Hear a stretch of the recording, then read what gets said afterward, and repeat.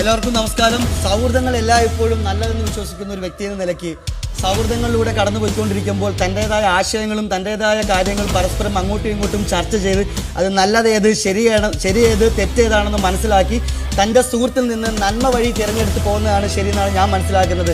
പലപ്പോഴും ശരി തെറ്റ് എന്നുള്ള രണ്ട് കാര്യങ്ങൾ തെറ്റേത് ശരിയേതാണെന്ന് തിരിച്ചറിയാൻ ഒരാളുടെ സപ്പോർട്ട് ചോദിക്കുന്നതിൽ തെറ്റില്ല എന്ന് മനസ്സിലാക്കുന്ന ഒരാളാണ് ഞാൻ.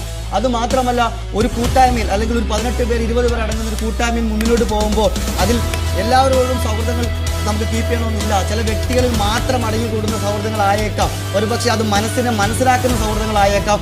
അങ്ങനെ ഒരു വ്യക്തിയെ മനസ്സിലാക്കുന്ന സൗഹൃദങ്ങളിലൂടെ തൻ്റെ ഉള്ളിലുള്ള വികാരങ്ങളും വിചാരങ്ങളും തുറന്നു പറയുന്നതിൽ തെറ്റില്ല എന്ന് തന്നെയാണ് എനിക്ക് ഉറച്ചു പറയാൻ സാധിക്കുന്നത്. അതിൻ്റെ ദുരുപയോഗം എന്നതിനപ്പുറം ഒരാളെ മനസ്സിലാക്കുക എന്നുള്ളതാണ് അതിൻ്റെ ഉപയോഗശുദ്ധി എന്ന് ഞാൻ മനസ്സിലാക്കുന്നു. ഒരു കാര്യം തീരുമാനമെടുക്കുമ്പോൾ 1-2 തവണ നമ്മൾ ഒറ്റപ്പെട്ട് ചിന്തിക്കുന്നതിനപ്പുറത്തേക്ക് നമ്മളെ സുഹൃത്തിനോട് അല്ലെങ്കിൽ നമ്മൾ ഏറ്റവും കൂടുതൽ വിശ്വസിക്കുകയും ബഹുമാനിക്കുകയും ചെയ്യുന്ന നമ്മളെ സുഹൃത്തിനോട് ചോദിച്ചു മനസ്സിലാക്കി തീരുമാനങ്ങൾ എടുക്കുന്നതിന് തെറ്റില്ല എന്നാണ് ഞാൻ മനസ്സിലാക്കുന്നത്. എല്ലാത്തിനും അപ്പുറം നമുക്കുണ്ടാവുന്ന ഓരോ പ്രശ്നങ്ങളും, ഇപ്പോൾ എല്ലാവർക്കും ഓരോരുത്തർക്കും ഓരോ പ്രശ്നങ്ങളാണ്. വിഷമങ്ങൾ വരാം, സങ്കടങ്ങൾ വരാം, ദേഷ്യം വരാം.